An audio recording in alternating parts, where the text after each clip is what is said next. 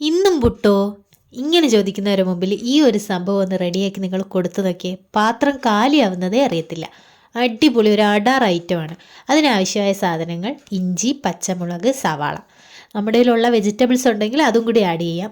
ഇതെല്ലാം നല്ല അടിപൊളിയായിട്ട് കുനുകുന അങ്ങോട്ട് അരിയുക.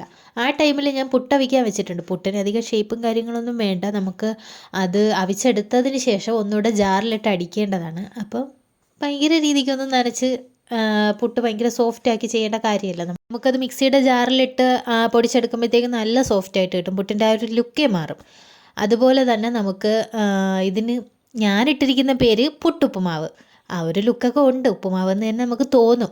അത് റെഡിയാക്കി ലാസ്റ്റ് നിങ്ങൾ കണ്ടിട്ട് അതിനെന്തെങ്കിലും ഒരു പേര് കമൻറ്റ്. ഞാൻ ഈ വീഡിയോ എടുത്തു വെച്ചിട്ട് 2-3 ദിവസമായി. പക്ഷേ എഡിറ്റ് ചെയ്യാനൊരു മടി വേറൊന്നും കൊണ്ടല്ല, കഷ്ടപ്പെട്ട് എഡിറ്റ് ചെയ്ത് പോസ്റ്റ് ചെയ്യുമ്പോഴത്തേക്കും ലൈക്കും കാര്യങ്ങളൊന്നും ഇല്ല.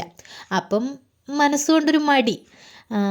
ഇന്നിപ്പം എന്താ ആവട്ടെ, പോസ്റ്റ് ചെയ്യാമെന്നും പറഞ്ഞ് ആർക്കെങ്കിലുമൊക്കെ ഉപകരിക്കുന്നെങ്കിൽ ഉപകരിക്കട്ടെ എന്നും പറഞ്ഞ് പോസ്റ്റ് ചെയ്യാമെന്നും പറഞ്ഞാണ് ഞാൻ ഈ വോയിസ് ഓവർ കൊടുക്കുന്നത്.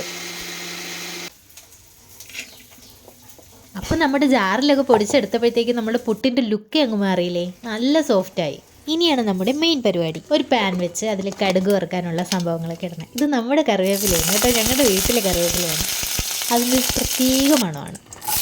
ബാക്കി നമ്മൾ അരിഞ്ഞു വെച്ച സാധനങ്ങളെല്ലാം ഇട്ട് അതിൽ കുറച്ച് ഉപ്പും കൂടെ ഇട്ടൊന്ന് ഇളക്കുക. ഉപ്പിടുന്നതിൻ്റെ കാര്യമെന്ന് പറയുന്നത് എല്ലാവർക്കും അറിയാമായിരിക്കും. പെട്ടെന്ന് നമ്മുടെ സവാള വഴഞ്ഞു വരാൻ വേണ്ടിയിട്ടാണ്. എന്നിട്ട് അടച്ച് വയ്ക്കുമ്പോൾ തന്നെ ആ ആവിയിൽ വെന്തിട്ടുണ്ട്, ഏകദേശം കളർ മാറിയിട്ടുണ്ട്.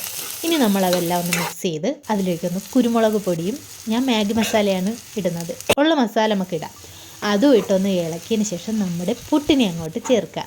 കണ്ടോ, നമ്മുടെ പുട്ടിൻ്റെ ലുക്കേ മാറി. ഇതിന് നിങ്ങൾ എന്താണ് പേരിടുന്നതെന്നുള്ളത് കമൻറ്റ് ചെയ്യണം. ഞാനിതിനെ ഉപ്പുമാവെന്നാണ് പറയുന്നത്. അങ്ങനെ നല്ല നമ്മൾ അടിപൊളി ഉപ്പുമാവ് റെഡി ആയിട്ടുണ്ട്. ഇനി എൻ്റെ ചേട്ടൻസിൻ്റെ ഡയലോഗ് നിങ്ങൾക്ക് കേൾക്കണ്ടേ? പുട്ട് സാധാരണ പുട്ടാണ് കല്ലട, ഇത് കുറച്ചും കൂടെ ഒരു സുഖമുണ്ട് കഴിക്കാൻ. കറിയിൽ പെട്ടെന്ന് നമുക്ക് ഞെവിടി എടുക്കാനൊക്കെ പറ്റുന്നുണ്ട്. കൊള്ളാം, നൈസ്. ഗോതമ്പ് പുട്ട് ഇഷ്ടമല്ലാത്ത ഒരാളിൻ്റെ കമൻറ്റാണ്. എന്നെ സംബന്ധിച്ചിടത്തോളം എനിക്കത് വലിയ കാര്യമാണ്. അപ്പോൾ വീഡിയോ എല്ലാവരും ലൈക്ക്, ഷെയർ, സബ്സ്ക്രൈബ് ചെയ്ത് സപ്പോർട്ട് ചെയ്യുക. അടുത്തൊരു വീഡിയോയുമായി വരുന്നതായിരിക്കും. ടാറ്റാ.